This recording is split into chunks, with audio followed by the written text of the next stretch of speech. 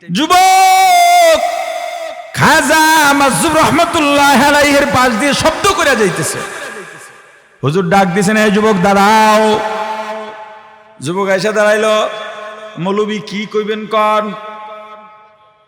মৌলভী, মুন্সি, মোল্লা এই শব্দগুলো সম্মানের শব্দগুলো, কিন্তু বাংলাদেশে সম্মান দিয়া বলে না তিরস্কার কইরা বলে।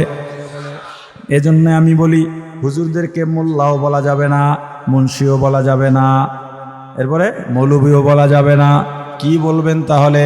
ভাই বলেন, না হয় হুজুর বলেন, দরকার হইলে পছন্দ যদি না হয় আব্বা কন, তবুও তিরস্কার কইরা ডাকা যাবে না। প্রাণের ভাই আমার, যুবক বলে মৌলভী সাহেব কি বলবেন দ্রুত বলেন।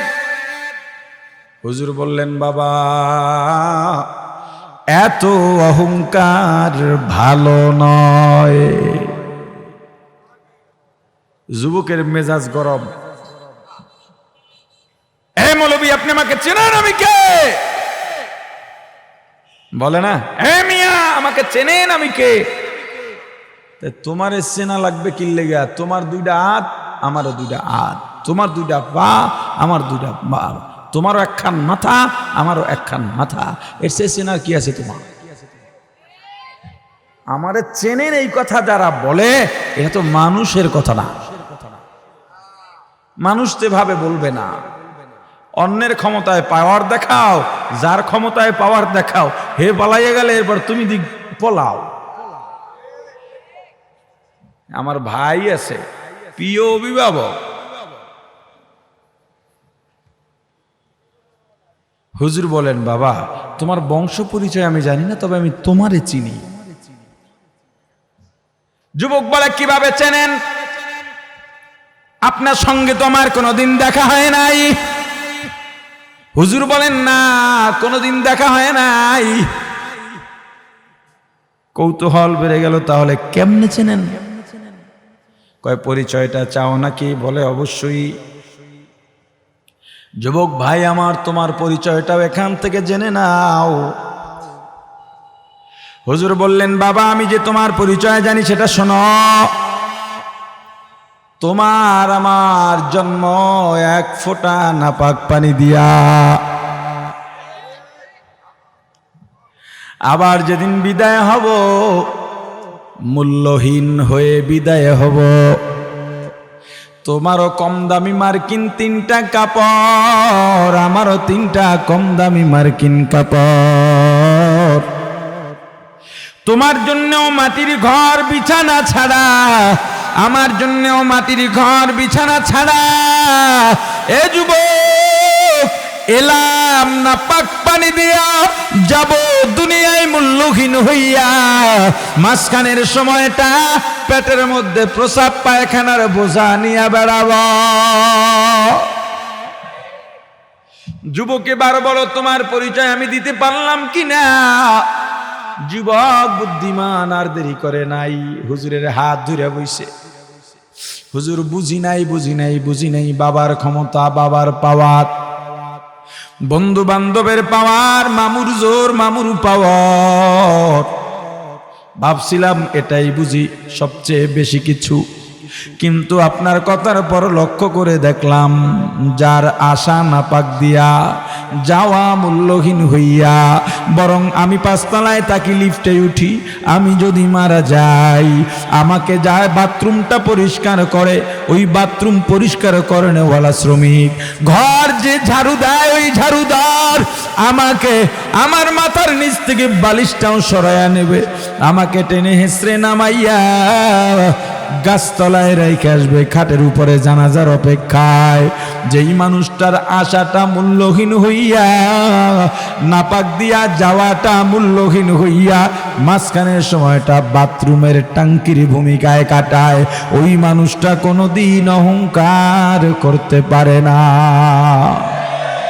আউলিয়ারা কারে উকুবা ইখতিয়ার, জাহেলারা কারে দুনিয়া ইখতিয়ার আশিকারা মিল্লাত মাযহাব জুদাস্ত আশিকারা মিল্লাত মাযহাব খুদাস্ত মিয়ানে আশিক মাশুক রামজিস্ত কিরামান কাতিবিন রাহম খবর নিস। প্রাণের ভাই আমার, আপনার সন্তানকে আপনি নিয়ন্ত্রণ করেন, ফুল কন্ট্রোল করেন। অন্য বাড়ির সন্তান নেতা সেজে আপনার সন্তানকে যেন কন্ট্রোল না করে, সেই দায়িত্ব আপনার। মহিলা বারবার সন্তানকে বুঝান, কিন্তু কাজ হয় না। এবার সন্তান বিছানাবন্দি হয়ে গেছে, মনে আছে না? চোখ গর্তের মধ্যে ঢুকে গেছে, হাত পায়ের মধ্যে শক্তি নাই। মা এবার কানের কাছে গিয়া বলে, বাবা তোমার জন্যে আমি মা স্বামী গ্রহণ করি নাই, আমার জীবন যৌবন বিসর্জন দিয়া দিলাম, তোমাকে এত বুঝাইলাম, 10 মাস 10 দিন গর্ভে ধারণ করে কি পাইলাম?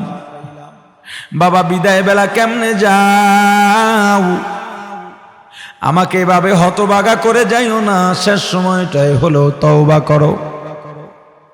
ছেলের ভেতরে একটু আঘাত লাগছে, আসলে তো মা অনেক কষ্ট করেছেন। সন্তান ডাক দিয়া বলেন, মা আমার জীবনে এত অন্যায় করেছি, আমার তো আর মাপ পাওয়ার কোনো পথ নাই, রাস্তাও দেখি না। মা বলেন, বাবা আল্লাহ বলেছেন লা তাকনাতু মির রাহমাতিল্লাহ, যত গুনাহ করো, যত বিশালা হাদ্দালি মাওলা,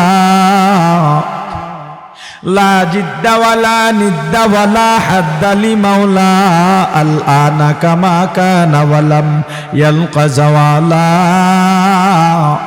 আল আনা কামা কানা ওয়ালাম ইয়ালকা জাওয়ালা, লা জাদ্দা ওয়ালা জাদ্দাতা লা আম্মা ওয়া খালা, লা জাদ্দা ওয়ালা জাদ্দাতা লা আম্মা ওয়া খালা, লা হাইউলা লা সূরাতা লা শিবহালি মাওলা, লা হাইউলা লা সূরাতা লা শিবহালি মাওলা। আল্লাহর কোনো সূরত নাই, আল্লাহর ছেলে নাই, মেয়ে নাই, আল্লাহ জন্মদাতা হইয়া কাউকে জন্ম দেন নাই, আল্লাহ কোনো জন্মদাতার থেকেও জন্ম নেন নাই, একমাত্র আদরের বান্দা। এ আমার সন্তান, তোকে যখন আমার গর্ভে আল্লাহ পাঠাইছেন, আমাকে পাহারাও দিয়েছেন আল্লাহ। এ সন্তান ভালো করে শুনে লও, আমি যখন ঘুমায় গেলাম, আমার নাক তো খোলা, আমার কান খোলা, এই রাতে চাইলে একটা বিষাক্ত পিঁপড়া আমার নাকে ঢুকে যাইতে পারতো, আমার কান দিয়ে ঢুকে যাইতে পারতো। কেন ঢুকে নাই জানিস? পাহারা দিয়েছেন আমার আল্লাহ। আমরা সারাদিন কাজ করি, ক্লান্ত হয়ে যাই, আল্লাহ রাত দিলেন বিশ্রামের জন্য, কিন্তু আল্লাহ লা তাখুযুহু সিনাতুন ওয়ালা নাওম, আল্লাহ ঘুমান না, ঘুমের তন্দ্রাও আল্লাহর হয় না। কেন জানো?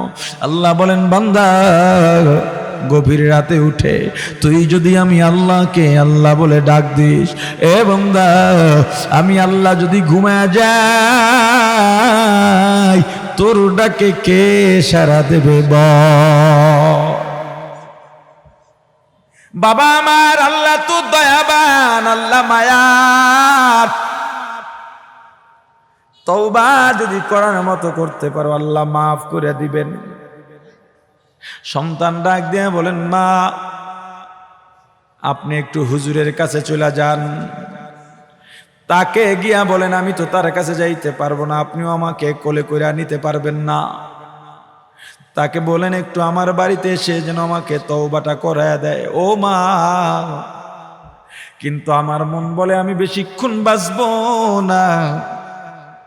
হুজুর আসার আগেই যদি আমি মারা যাই, আমার জানাজাটা যেন হুজুর পড়ায়া দেন। মা দেরি করেন নাই, চলে গেছেন।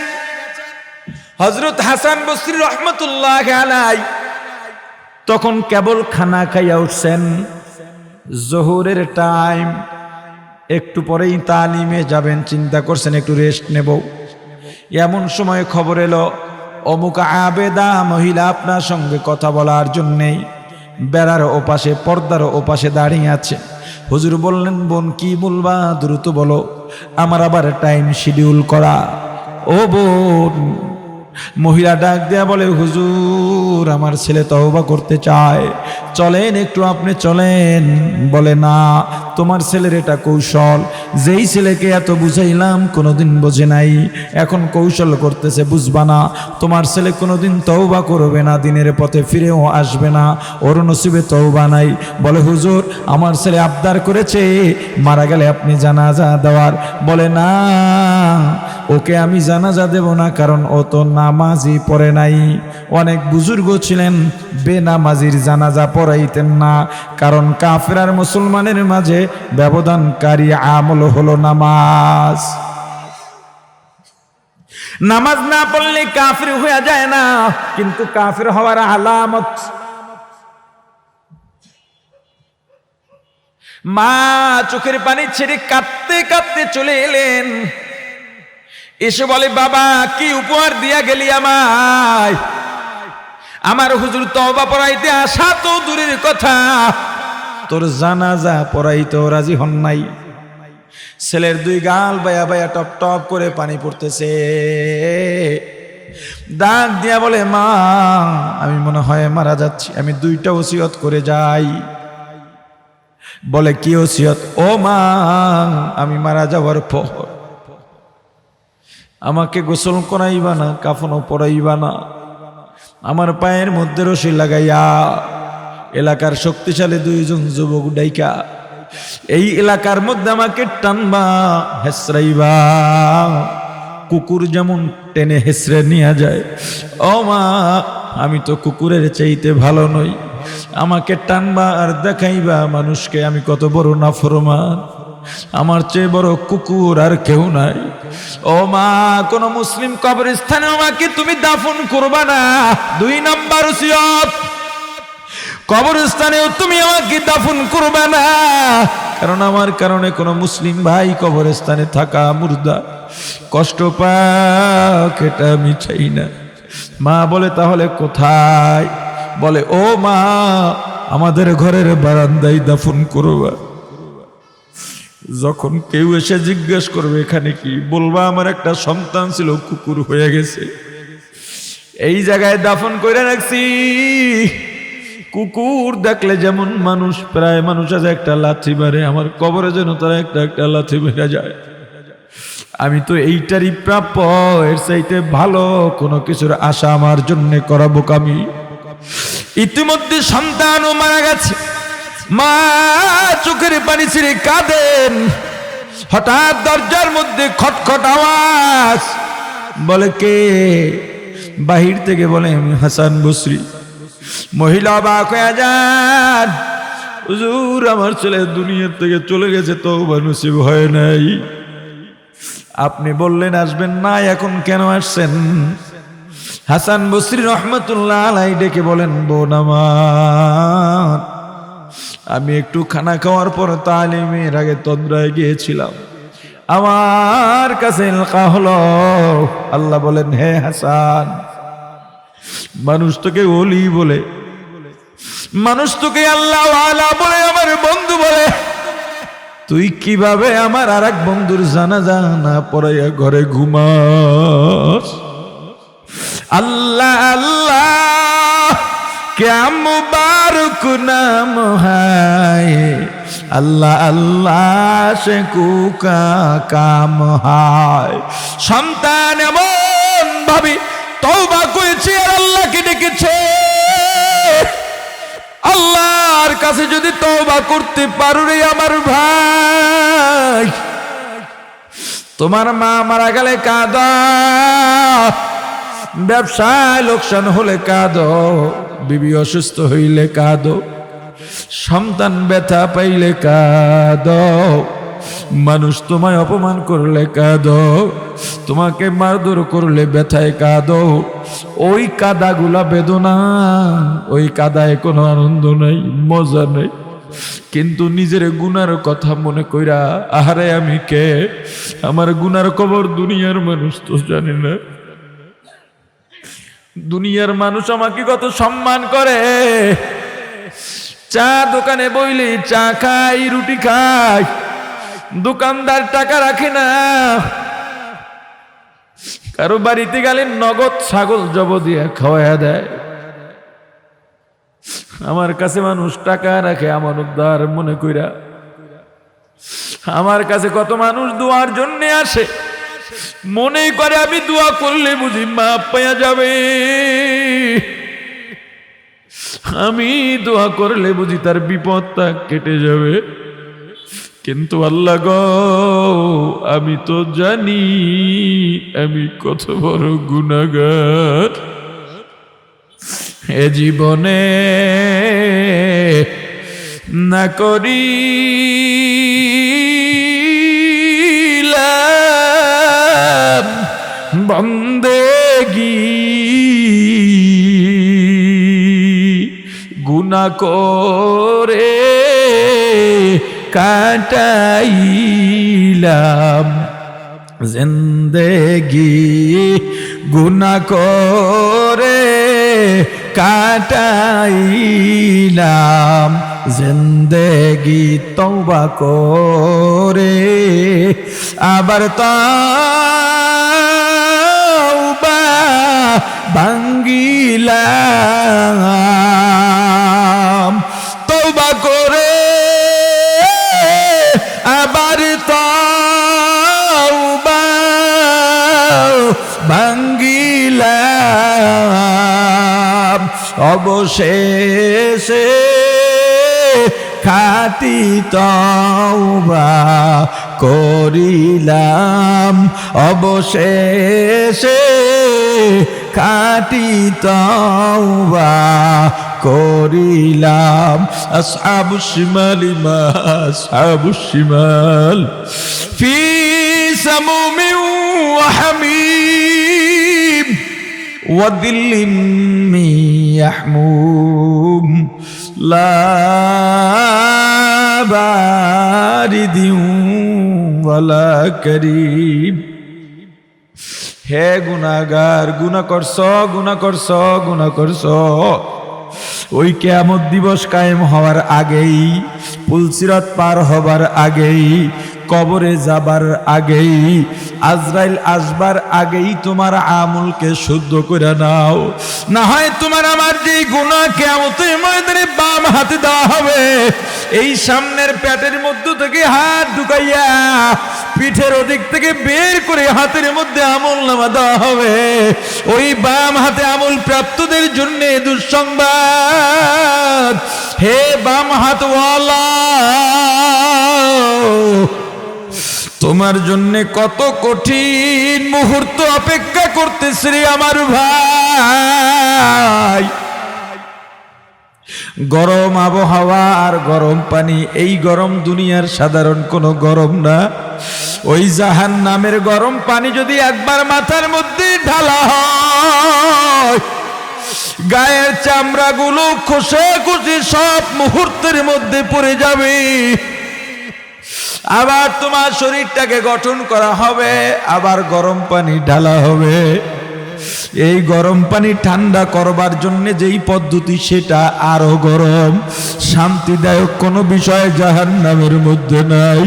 জাহান্নামের ফেরেশতারা হবে দুনিয়ার সবচাইতে মায়াহীন, কানেও শুনবে না, ওদের মনে কোনো দয়াও থাকবে না। আহা, জাহান্নামে যাইয়া শুনবে একদিকে চিৎকার, বাঁচাও বাঁচাও বাঁচাও। জিজ্ঞেস করবে, এ ফেরেশতা, এই যে বাঁচাও বাঁচাও বলে চিৎকার করে এরা কারা? বরে এরা একদল জাহান্নামী, জাহান্নামের অন্ধ ফেরেশতা জাহান্নামের আগুনের হাতুড়ি নিয়ে এত জোরে জোরে বাড়ি মারতেছে 100 গজ 1000 গজ মাটির মধ্যে ঢুকে যায়, আবার ওখান থেকে হাত ধরে টেনে হেঁচড়ে উঠায়, উঠাবার সময় সিরে সিরে শরীরের অংশগুলো থেকে যায়, আবার শরীরটাকে সুন্দরভাবে গঠন করে আবার পিটায়। আর একদিকে শুনবে আমি আর পারি না, আমাকে ছেড়ে দাও, একটু দয়া করো, একটু রহম করো। বলবে এরা কারা? বলবে এদের উপরে গরম পানি ঢালা হয়। এই চিন্তা ভয়, আহারে আমি তো এই আযাব সহ্য করতে পারবো না।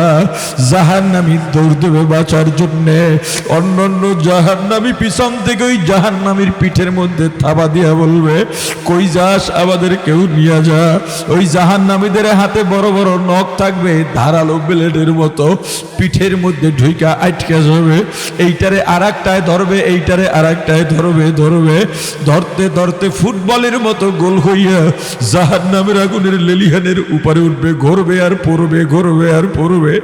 ওখান থেকে দাপাদাপি করতে করতে একটার থেকে ছুটে ছুটে এক দিকে পড়বে, পিঠের থেকে খাবলা খাবলা গোস্ত নিয়ে পড়বে।